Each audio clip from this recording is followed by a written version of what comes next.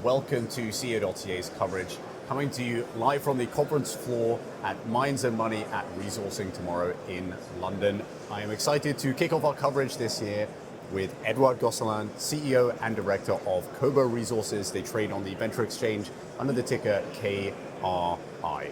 Edouard, thanks so much for joining us today. Thank you for having me, James.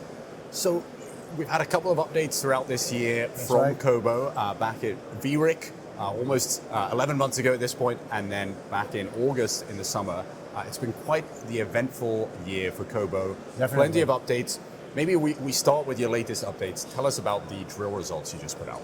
Well, the drill results, we started in September, mid-September, about a 10,000 meter program, diamond drill program. Mm-hmm. We're about halfway through right now, and we brought in a second drill just this past Monday. Yeah. We're initially right now we're focused on the Jagger zone. We just completed that area, so some of the drill results that came out allowed us to extend that initial discovery on Jagger by 250 meters to the south. Yeah. The drills has since moved to the northern side, so we got great intercepts. For example, on hole 28. We got 8 meters at 3.72 grams per ton. Mm-hmm. And we've even reached and that was at a depth of nearly 300 meters. So there's lots being discovered right now. We're quite excited with the results. Yeah. And we're trying to connect the different zones together. Yeah, I guess tell us about the significance here of expanding, as you say, 250 meters to the south. Was that in line with what you were expecting in terms of extending the mineralization? Well, it did show a bit on the geochem surface, but we were quite surprised to be able to extend it at depth. And now that adds, it gives us a zone, a Jagger of about 750 meters in length, which is great. Mm-hmm. And now the drill is moving up just a little west to the Katy zone. And the other drill that I just mentioned is starting on the contact zone, and then we'll be moving up to the road cut zone. But we think that potentially what we're seeing right now is these three zones could become one big, large zone itself and be all interconnected. Yeah. So that's what we're excited about. And hope to be able to prove and discover in the next month, 2 months or so when we wrap up this program. No, exciting. I mean, looking forward to getting the conclusion of those results. In terms of connecting these separate zones, are you licensed for all of the property there, or are they separate licenses? Yes, we are. So it's 110 square kilometers, the license, and we're only playing right now on 15%. 16%, which is the northern corner of the license. Mm-hmm. So they're all connected. They're all on the same license. We own 100% of it. Yeah. Okay. Excellent. And I mean, we've been talking about Kossou. You have a couple of other assets starting up on the Kotobi project as well. That's right. At the moment. That's another license that we have in the eastern part of the country. 300 or so square kilometers. We're starting a geochem program. Yeah. We just wrapped up last year a geophysics survey. A mag data, the geophysics report just came out in terms. So we've got a couple of interesting targets that we need to investigate. Yeah. In that area, we've got 2 other pending applications for 680 square kilometers as well in that area, and we're looking at other projects that are held by private companies in the CI. And in terms of the licensing in Côte d'Ivoire, walk us through that process, because I know there was mining reform around a decade ago, which really opened up the country to foreign investment and mining. How has that affected the mining code?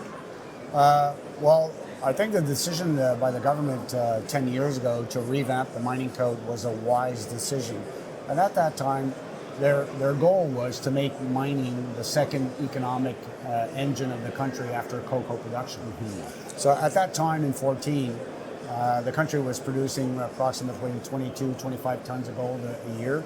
Yeah. Fast forward to today, they're producing nearly 60 tons of gold a year. And from that time, there were 4 mines. Now there's going to be, by 27, maybe 10 operating mines. Yeah. So you can see a huge impact in the country in terms of the mining industry. Yeah. Very beneficial for the government and the population.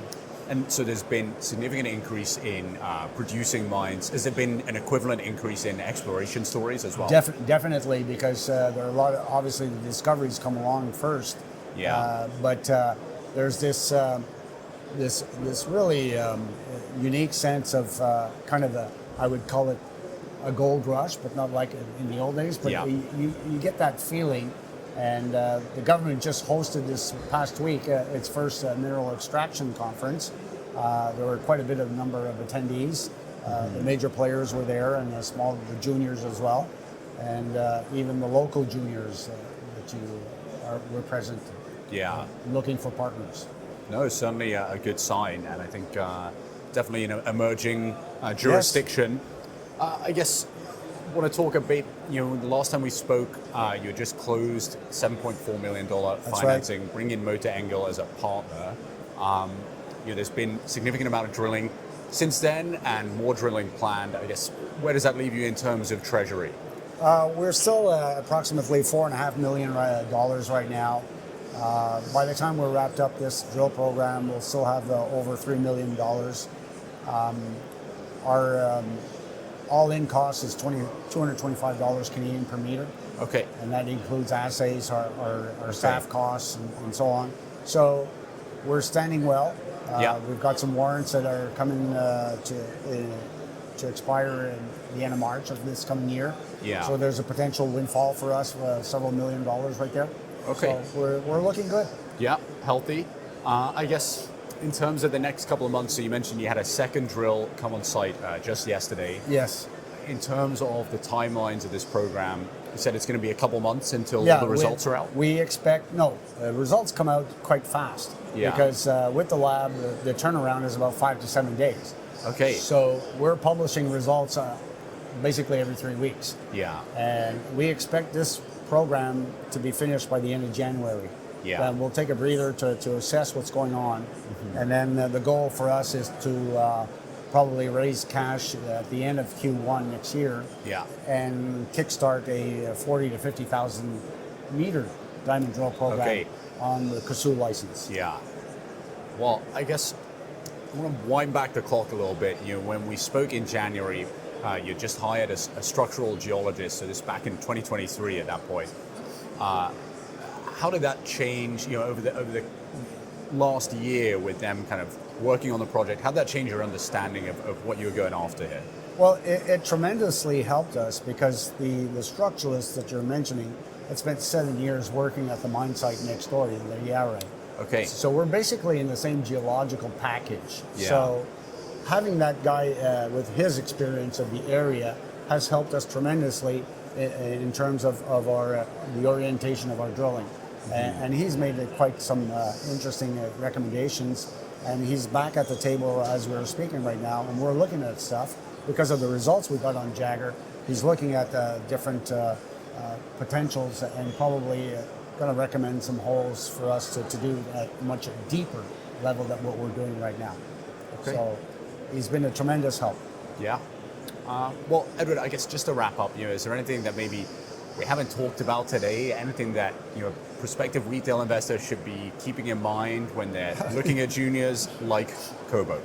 Well, I think if you look at Kobo, the share price right now is trading under the issue price of this summer. So it is a steal going forward. So I think if you're looking for an investment, a short-term investment in mining, it's rare to have a short-term investment. Yeah. You need to look at Kobo as a head frame exploration company, because being so close to an operating mine, 7 to 8 kilometers, we don't have to raise hundreds of millions of dollars to be successful. Yeah. We don't have to spend that money for infrastructure. It's there. So every dollar we raise, it's put into the ground to prove a resource. So you got to look at this investment really as a short term. And if I were a retail investor, that's what I would be looking, and that's what I'd be interested in doing right now. Okay, fantastic. Well, Edward, looking forward to more updates as this drill program concludes. Perfect. Congratulations on your latest results. Thanks so much for joining us. Thank you very much. Great.